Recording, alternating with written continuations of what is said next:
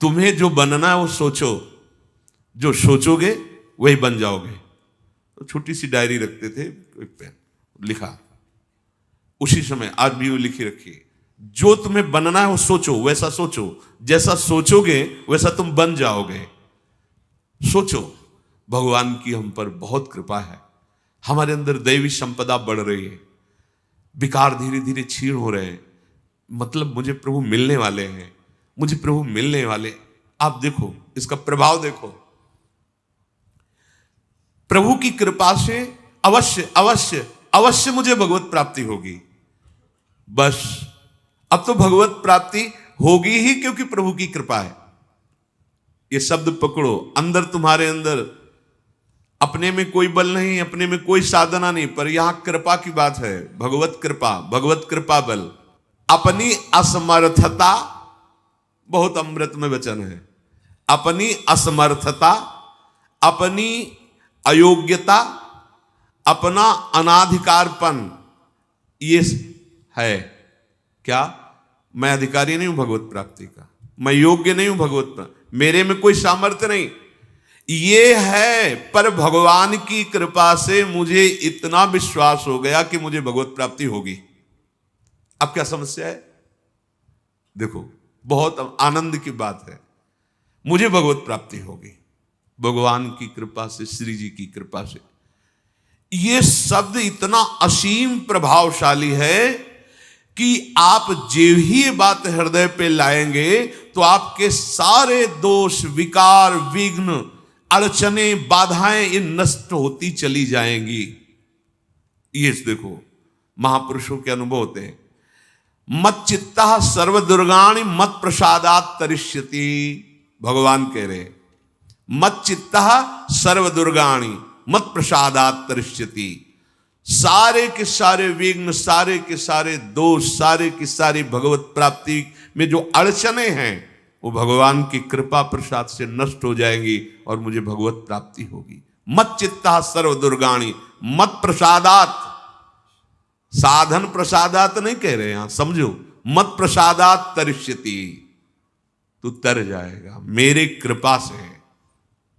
ये मेरे प्रभु की घोषणा है कि मेरे प्रसाद से, मेरे अनुग्रह से तुम्हारे सारे विघ्न नष्ट हो जाएंगे और तुम त्रिगुणात्मिका माया को लांघ करके मेरे को प्राप्त कर लोगे। बस मेरी कृपा पर विश्वास करो, मेरी कृपा पर मत चित्त बन जाओ। अपने चित्त को मेरे में अर्पित कर दिया। प्रभु की कृपा का भरोसा इतनी जल्दी दिव्य सद्गुण लाता है, ये पक्की बात है। जो दिव्यता आती है भागवतिक, वो भगवत कृपा से आती है, और ये कृपा तभी अनुभव में आती है, तो पर अनुभव में तभी आती है जब ये बात आ जाती है कि मैं असमर्थ हूं, मैं अयोग्य हूं, मैं अनाधिकारी हूं। पर भगवान की कृपा है, प्रभु की कृपा है हम पर, अब मुझे निश्चित भगवत प्राप्ति होगी। ये तीन बातें जीवन में आना बड़ा कठिन होता है। असमर्थ हूं, अयोग्य हूं, अनाधिकारी हूं। जब ये बात आ जाएगी ना तो तृणादपि सुनी चेन अपने आप आ जाएंगे, अपने आप पूरा सूत्र भागवतिक उतर जाएगा, क्योंकि मैं अनाधिकारी हूं, मैं योग्य नहीं हूं। पर भगवान कृपा का ये है कि उनके नाम, उनके रूप, उनके धाम, उनकी लीला की तरफ ये हृदय जा रहा है, वो अपनी तरफ घसीट रहे हैं, पर मैं अनाधिकारी हूं। इससे क्या होगा? अहम खत्म हुआ, दैन्यता जागृत हुई, और भगवद आश्रय होने से हम जिसका आश्रय लेते हैं उसका प्रभाव होता है। जैसे अभी हम शरीर का आश्रय लिए हैं, तो देख लो हालत क्या की हुई है। ये शरीर, ये संसार विषम कहा गया है। देखो कैसी हृदय की जलन, अशांति, भोग, वासनाएं, ये सब किसके आश्रय से? शरीर आश्रय से। अभी भगवद आश्रय, अंदर से भगवद आश्रय, अंदर की बात है। यहां मैं अनाधिकारी हूं, योग्यता मेरे में नहीं है, मैं किसी योग्य नहीं हूं, पर प्रभु की कृपा हम पर है, निश्चित मुझे भगवत प्राप्ति होगी। कह रहे इसका इतना बड़ा प्रभाव है कि इसमें जो सामर्थ्य जागृत होती है, भागवतिक सद्गुण जागृत होती है, वो किसी साधना से नहीं, इससे बढ़कर कोई दूसरा उपाय नहीं है। विश्वास भगवत कृपा पर।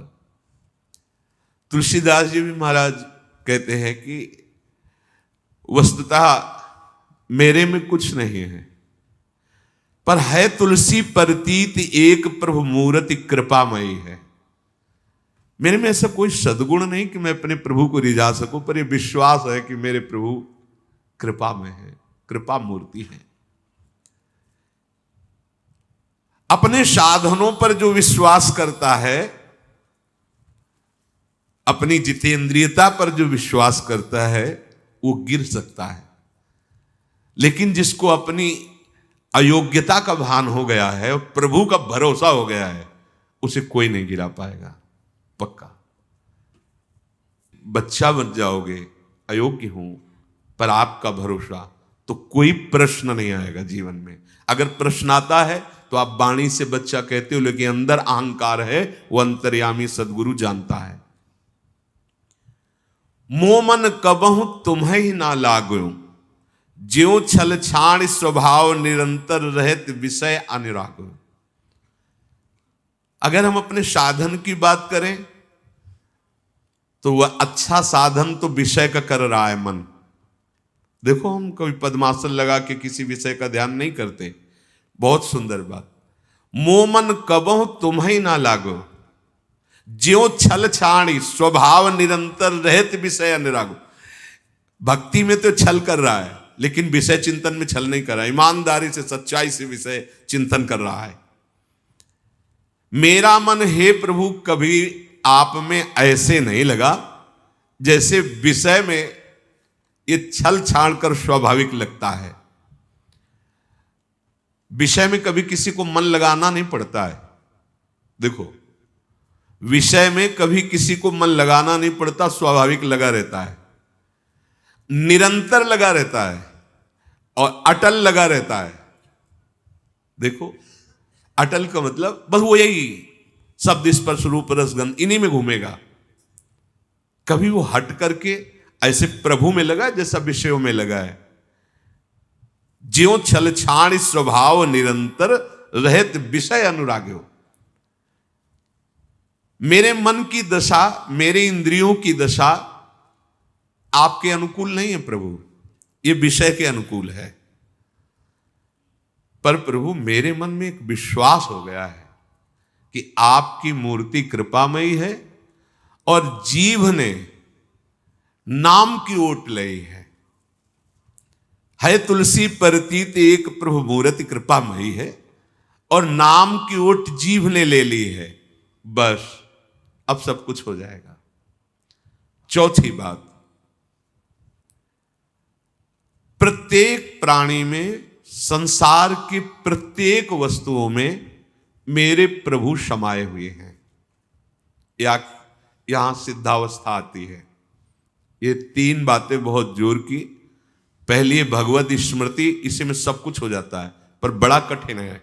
इसलिए नाम जप जिह्वा के द्वारा, उसमें भी बहुत, कहां रोज नाम महिमा सुनते हैं, इतनी प्रीति कहां हो रही। तो बोले तीसरी बात पकड़ लो कि हम पर प्रभु की बहुत कृपा है और भगवत कृपा से मुझे इसी जन्म में मुझे भगवत प्राप्ति होगी।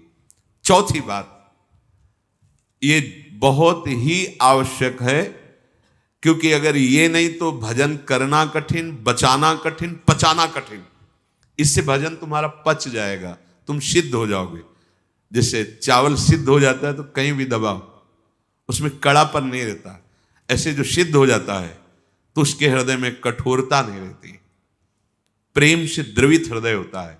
कठोर हृदय में ही काम क्रोध लोभ मोह मद मत्सर रहते हैं, शुष्क हृदय में, द्रवित हृदय में नहीं रहते। प्रत्येक प्राणी, संसार के प्रत्येक वस्तु में मेरे भगवान विराजमान। कोई ऐसी जगह नहीं जहां भगवान ना हो। ये बैठालना है, हमें दिखाई दे रहा है, माइक है, दिखाई दे रहा है ये, लेकिन जब सृष्टि नहीं थी तो ये माइक नहीं था। जब सृष्टि नहीं रहेगी तो माइक नहीं रहेगा। बीच में माइक जो दिखा रहा है कौन? जो सृष्टि के पहले था, जो सृष्टि के बाद में था, वही बीच में भी मत्ता पर तरम नान्यत किंचिदस्ति। किंचन मात्र कुछ और नहीं, मेरे प्रभु बने हुए हैं। प्रहलाद जी की सिद्धावस्था यही तो हुई थी गुरुदेव नारद की कृपा से कि सर्वत्र भगवान है। तो खंबे से भी नरसिंह भगवान, नामदेव जी कुत्ते से भगवान को प्रकट कर लिया, श्वान में भी भगवान, भूत में भी भगवान। ये चौथी सिद्धावस्था है। उपासक को ये विचार हर समय रखना है कि हमारे सामने जो वस्तु है इस रूप में भगवान ही है, कुछ भी ऐसा नहीं, सब कुछ स्वयं भगवान बने हुए हैं। सच्ची बात है, वही बने हुए हैं। ये छुपा छुपी का खेल खेल रहे हैं, बस आपको पहचानना है। मैं फिर दोहरा के बात कहता हूं, आप इस बात को पकड़ लीजिए। आपके सामने कोई भी कार्य की वस्तु आए या व्यक्ति आए या दृश्य आए, आपको सबसे पहले उसमें भावना करनी है मेरे प्रभु विराजमान। जैसे हरिवंश महाप्रभु क्रूर है, पापी है, दुष्ट है, संभाषण योग्य भी नहीं, पर उसके हृदय में राधा वल्लभ लाल हैं, भावना को, ये बहुत जल्दी काम बन जाने वाली बात है।